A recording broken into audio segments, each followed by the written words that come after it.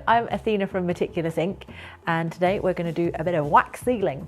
So today I'm going to show you how to wax seal with wax with a wick.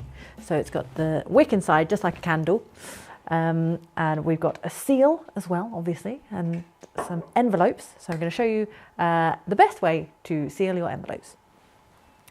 So first of all, with the envelopes, I always do lick them to glue them down first, so that nothing can get caught on the edges or anything like that when they're in the post.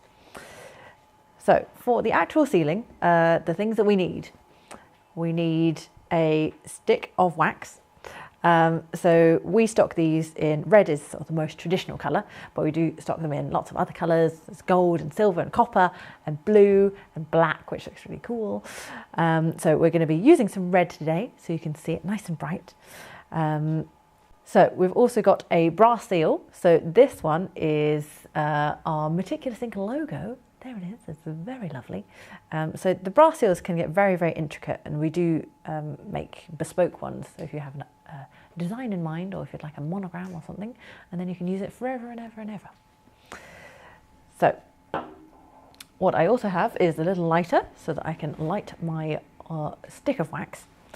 And I also have a piece of scrap paper just to the side so that I can put my wax onto it once I've finished with the envelope.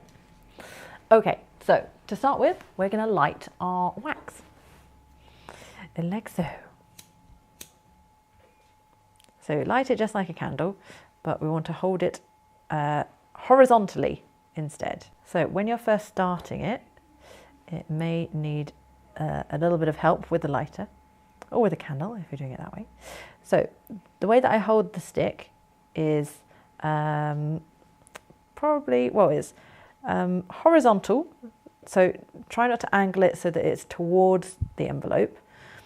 You just want it parallel to the envelope so that the wax can drip down onto it without interfering with the wick.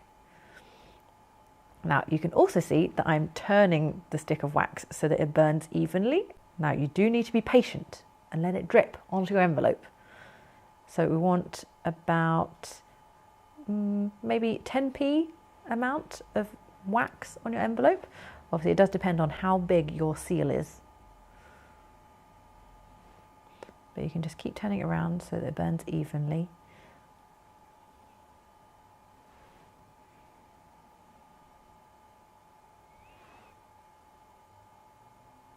So you can see there the wax collecting.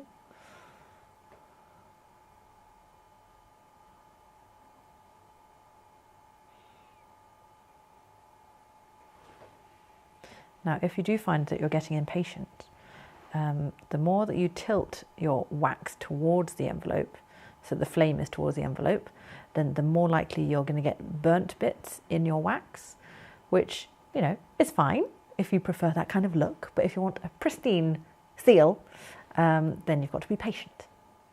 And don't worry too much about the wax drying while you're waiting for it to build up. Because you're adding to it all the time, then it should be fine.